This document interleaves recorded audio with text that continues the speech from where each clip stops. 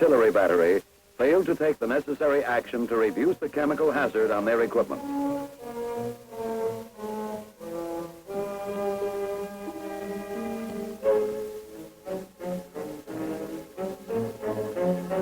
This unit has been warned of a suspected biological attack.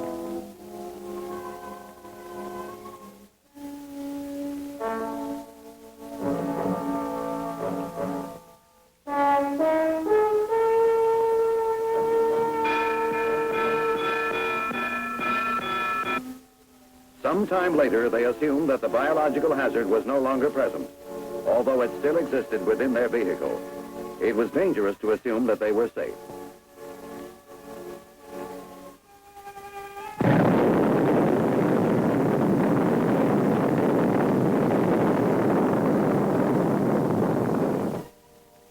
This infantry company, several hours after fallout arrived in this area, prepared to take a long road march. The vehicles were not decontaminated. Is your unit careless like this, or are you better prepared to deal with contamination?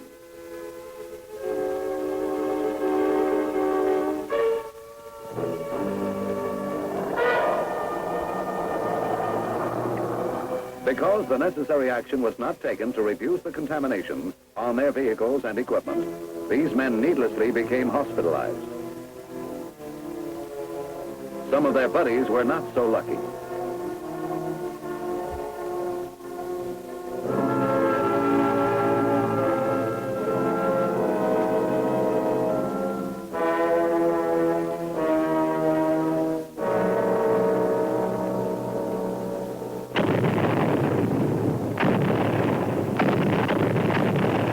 CBR contamination is the presence of chemical, biological, or radiological agents on personnel, equipment, or areas.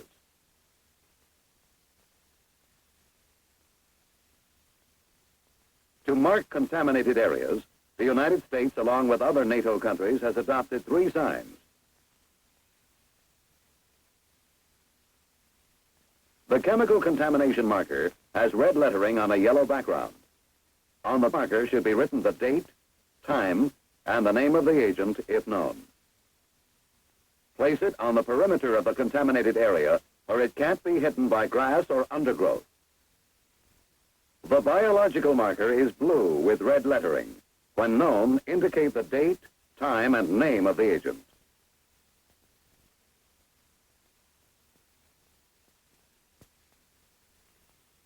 The radiological contamination marker should give the dose rate at the location, the date and time of reading, and the date and time of burst, if known.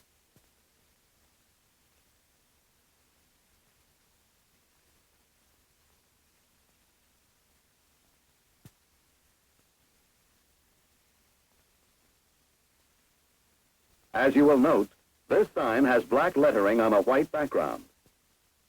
Remember, chemical, biological, or radiological contamination is identified by the color of the markers.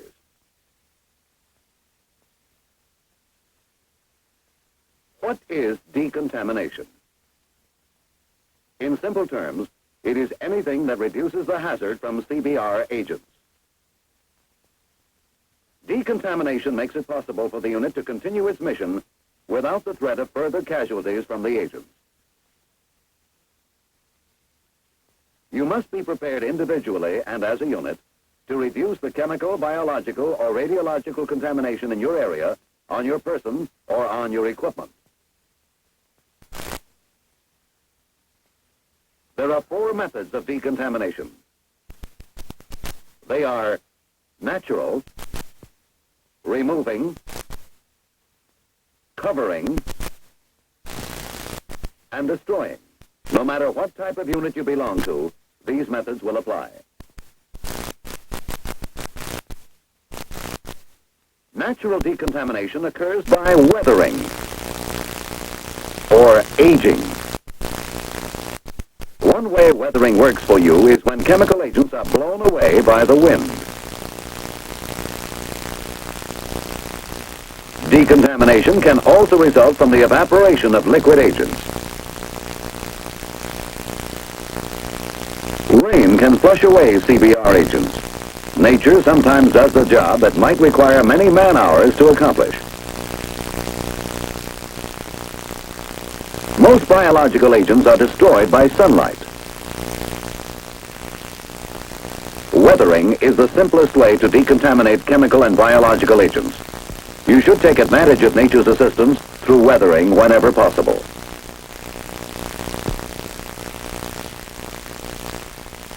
Aging, the second kind of natural decontamination, has to do with the decay of radioactive material in fallout. The radiation hazard from fallout decreases with the passage of time. If the tactical situation permits, let aging reduce the hazard before trying other decontaminating methods.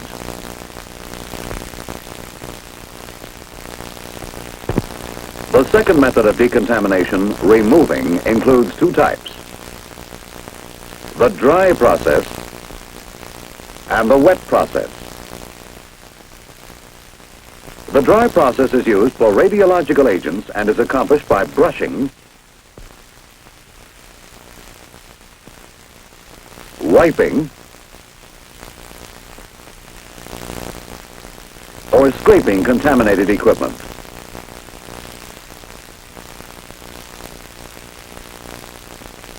It is very important to monitor equipment during decontamination in order to determine when the contamination is down to a permissible level.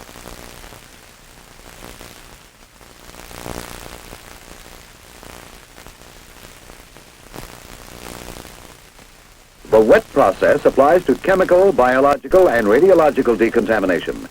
This can be accomplished by hosing or washing with soapy water.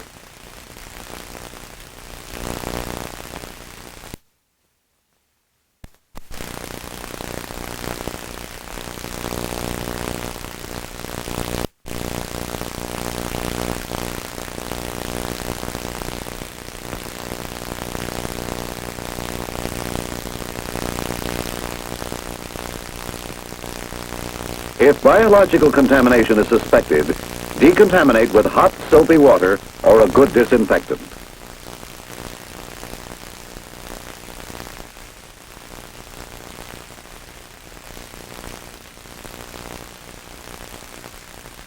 In any decontamination operation, the contaminated waste material should be controlled and decontaminated. This requires your careful attention as much as any other phase of decontamination.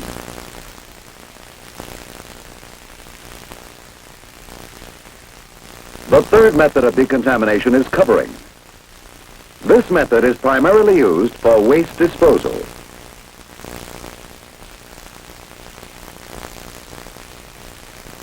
Check periodically to be sure there is no chemical vapor hazard. The importance of testing cannot be stressed too often.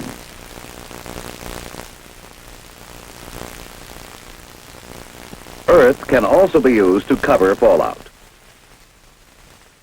As you increase the earth covering, the radiation hazard decreases. Monitor with your radiac meter to ensure that the radiation is sufficiently reduced.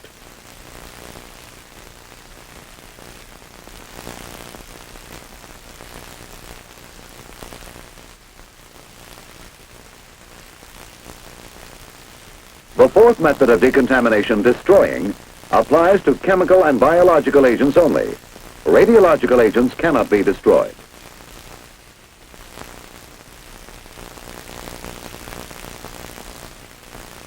Standard decontaminants used to destroy chemical and biological agents are STB and DS2. Burning is another means of destroying. One decontaminant for destroying B and G nerve agents, blister agents, and biological agents is STB. Because of the high chlorine content, wear a protective mask and gloves. STB can be used as a dry mix or a wet mix called slurry. In a dry mix, 2 parts of STB are combined with 3 parts of earth.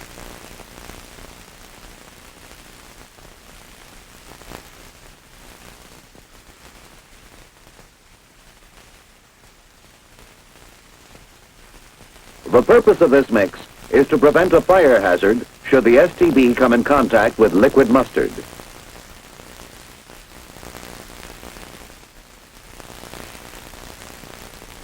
Dry mix is used in shuffle pits to destroy chemical agents on boots. You must use a shuffle pit when entering or leaving a contaminated area.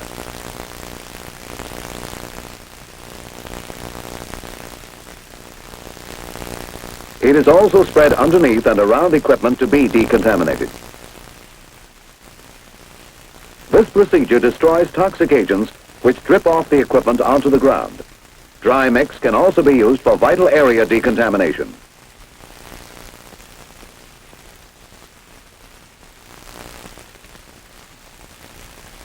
Here's how you prepare slurry. Mix 1 can of STB with approximately 6 gallons of water. The slurry is simple to make and can prove very effective.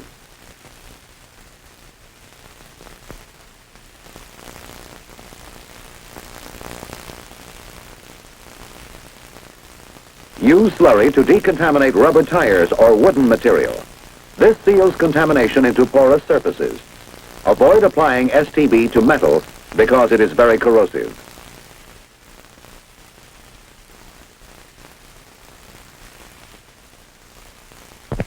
Another decontaminant is DS2. It is easy to use and will destroy all known toxic chemical agents and non-spore-forming biological agents.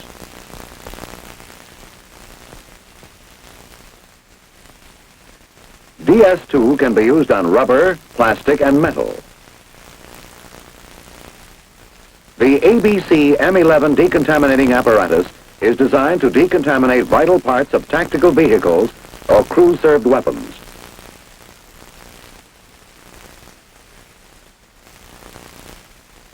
You can also apply DS2 by swabbing or brushing it on equipment. Be careful when using DS2 solution, as it is irritating to the skin.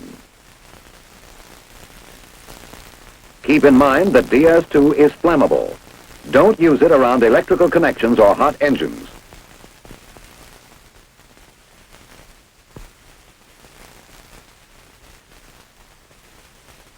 After applying DS2, wait 30 minutes.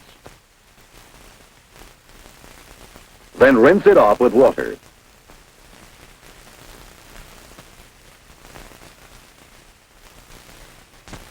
Liquid chemical agents on terrain can be destroyed by burning. This is especially feasible where the contamination is on vegetation that can be burned. The burning will vaporize and destroy the liquid agent. Remember, whenever you decontaminate by burning, be sure to warn friendly personnel downwind of the toxic vapor hazard.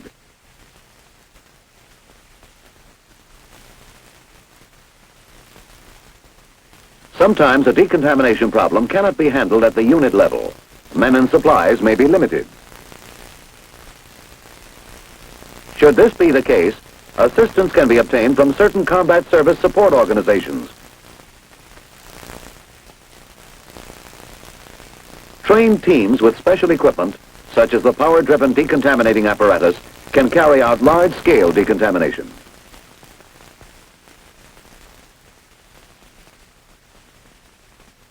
Most of the time, you will be operating without the assistance of specially trained men and their equipment. CBR decontamination is your responsibility, no matter what kind of unit you belong to. Remember the 4 methods of decontamination: natural, removing, covering, and destroying. However, radiological agents cannot be destroyed. Your unit will have decontaminants to destroy chemical agents. STB, which can be employed as a dry mix or slurry to decontaminate V and G agents, blister agents, and biological agents. And DS2, effective for toxic chemical agents and non-spore-forming biological agents. Burning is another means of destroying contamination. Mark contaminated areas with the proper signs, whether it's chemical, biological, or radiological contamination. In any decontamination operation, the contaminated waste material should be controlled and decontaminated. Don't fail to use your radiac meter during radiological decontamination. This is a must for your safety and the safety of your unit. Test for chemical contamination with your detector kit. Test before decontaminating and after completion of decontamination to be sure the hazard is reduced sufficiently. If you fail to decontaminate, you endanger not only yourself, but also the other men of your unit. Don't ignore contamination. Don't become a casualty.